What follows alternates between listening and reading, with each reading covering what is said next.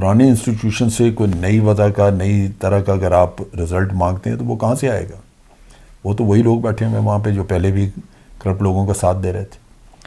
تو یہ المیہ ہے، پیسہ واپس نہیں آئے گا. سر اگر یہ کہا جائے کہ مولانا صاحب کا جو دھرنا تھا اب پلان بی ان کا جاری ہے، اس پہ وہ عمل کر رہے ہیں، تو کیا یہ کہنا درست ہوگا کہ مولانا کے دھرنے کی وجہ سے نون لیگ اور پیپلز پارٹی کو کوئی فائدہ ہوا ہے اور فائدہ ہو رہا ہے؟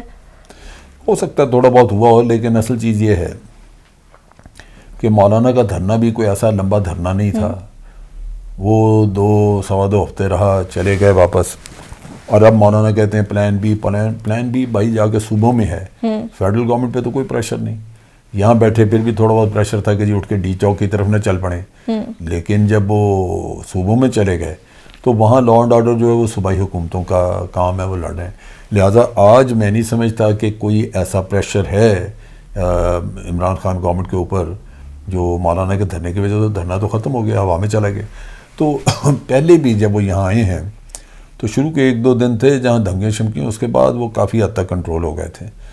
تو مطلب آپ کہہ سکتے ہیں تھوڑا بہت سائیکولوجیکل ایفیکٹ ضرور آیا ہوگا گورنمنٹ پہ، لیکن اس سے قطع نظر اصل حقیقت یہی ہے کہ پولیٹیکل پارٹیز وغیرہ وہ ملک کے مفاد کو نہیں دیکھتی. ان کے ورکر جو ہیں وہ صرف اپنے جو پارٹی لیڈر ہے اس کو سپورٹ کرتے ہیں. جتنا جی چاہے بڑا چور ہو، وہ اس سے پرواہ نہیں ان کو، اور ملک کا مفاد کا قطعاً خیال نہیں. وہ اس کے ساتھ وفاداریاں ہیں، اندھی وفاداریاں، اور اصل خرابی وہاں پہ ہے، نقصان اس کی وجہ سے ہو رہا ہے.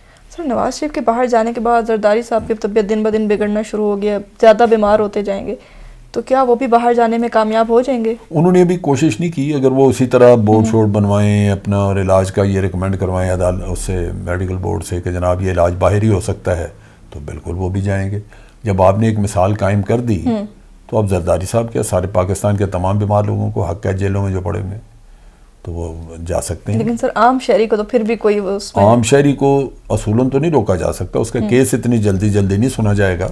تاریخیں پڑھیں گی، ہو سکتا ہے وہ اس تاریخوں کے چکر میں ماری جائے وہ، لیکن بہر صورت مثال قائم ہے. اس کو اس کا وکیل اگر اچھا ہے تو وہ کورٹ کرے گا اور اس کو لے کے جائے گا باہر. یہ تو ایک قانون بن گیا نا. جب آپ کی عدالتوں نے یہ فیصلے دیے تو وہ ایک مثال بن گئی اور ایک قانون کی شکل اختیار کر گئی. اب وہ ایک ٹریڈیشن ہے، وہ فالو ہوگی. جب بھی کوئی بیمار اگر آئے تو اصولاً تو اس کا حق بنتا ہے، وہ باہر جانا چاہے گا تو اجازت دینی ہوگی اس کو. اب ہم انتظار کریں کہ بہت جلد زرداری صاحب بھی باہر جانے کے لیے تیار ہو چلے جائیں گے. سر لوگ کہتے ہیں کہ شریف خاندان خود متحد نہیں ہے، لیکن جو ہے نا لوگ کہتے ہیں کہ متحد ہے، لیکن ہمیں تو یہ لگ رہا ہے کہ خود ایک دوسرے کی ٹانگیں کھینچ رہے ہیں. ایک دوسرے کی باتوں سے ان کے یہی ظاہر ہوتا ہے. عمران خان نے نواز شریف کو باہر جانے دینا تھا، لیکن سلمان شہباز نے ٹویٹ کر کے نواز شریف کا باہر جانے میں تاخیر کر دی. کہ کیا یہ اندازہ درست ہے کہ خود وہ ایک دوسرے کی ٹانگیں کھینچ رہے ہیں؟ نہیں، ایسے ان کے اندر وہ اتنے متحد نہیں ہیں. ایسے نہیں ہے. یہ جو تھا شہباز شریف کا لکھا ہوا کہ گیم چینجر وغیرہ، وہ در حقیقت اپنے لیے اپنی گلوریفیکیشن، اپنے لیے کریڈٹ لینا، یہ وہ کام کرنے کے لیے کیا گیا. اس سے تھوڑا مسئلہ بنا. لیکن آپ یہ دیکھیے ان سب کی بقا ایک دوسرے کے ساتھ اتحاد میں ہے. سب نے پیسے بنائے، سب نے کھایا ہوا. اگر ان کے اپنے اندر پھوٹ پڑ جائے تو اکیلے تو یہ پکڑے جائیں گے، بلکہ ہو سکتا ہے ایک دوسرے کے خلاف گوائیاں دیتے نظر آئیں. لیکن ان کی بچت اور بقا اسی میں کہ ان کا اتحاد رہے، مل کے آئندہ بھی کھاتے رہیں، جو کھایا ہوا اس کو چھپاتے اور بچاتے رہیں. تو یہ چھوٹے موٹے اختلاف جو نظر آتا ہے وہ ہو سکتا ہے ان کی بیویاں جو آگے شادیاں وادیاں ہوتی گئیں ان کی وجہ سے کوئی چھوٹی موٹی باتیں ہوں، لیکن جہاں تک ان بھائیوں وغیرہ کا یا ان کے بھتیجوں کا تعلق ہے یہ سب ایک ہے. اس معاملے میں اتحاد ہی ان کے بچے رہنے کی ضمانت ہے. سر گورنمنٹ نے ان کو باہر جانے کی اجازت تو دے دینی تھی، لیکن شورٹی بانڈ مانگا گیا، عدالت کی طرف سے بھی ضمانت مانگی گئی. دونوں کا مقصد یہ تھا اور ضمانت لینے کا کہ نواز شریف واپس آئیں گے یا نہیں. تو عدالت کو اور حکومت دونوں کو نواز شریف پہ اتنا شک کیوں ہے کہ وہ واپس نہیں آئیں گے؟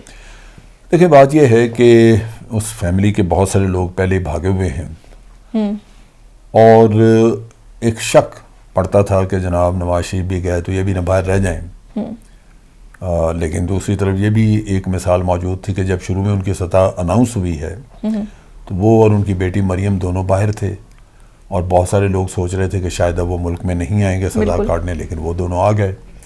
تو میرا خیال ہے کہ ایک اب یوں کہہ لیجئے کہ ایک اتحادی تدبیر جو آپ کر رہے تھے احتیاط کے طور پہ، وہ در حقیقت ایک سیاسی ضرورت تھی عمران خان چاہتے تھے کہ وہ اپنے ووٹروں کو، اپنے لوگوں کو بتا سکیں کہ انہوں نے کوئی ڈیل نہیں کیا، وہ ان کو پوری شرائط کے ساتھ باہر بھیج رہے ہیں.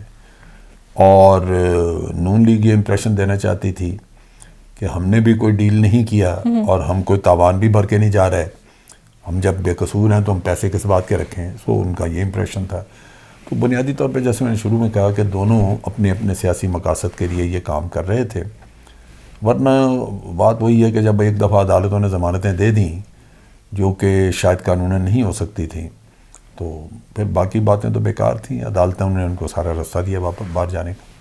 سر نون لیگ کے رہنما تو ٹویٹس میں دعوے کرتے ہیں، کیونکہ یہ تو اب ٹویٹر پہ ایک کہا جائے ٹویٹر کی جماعت بن گئی، تو اس میں کوئی وہ نہیں ہوگا، ہر بات پہ ٹویٹس ہی کرتے رہتے ہیں.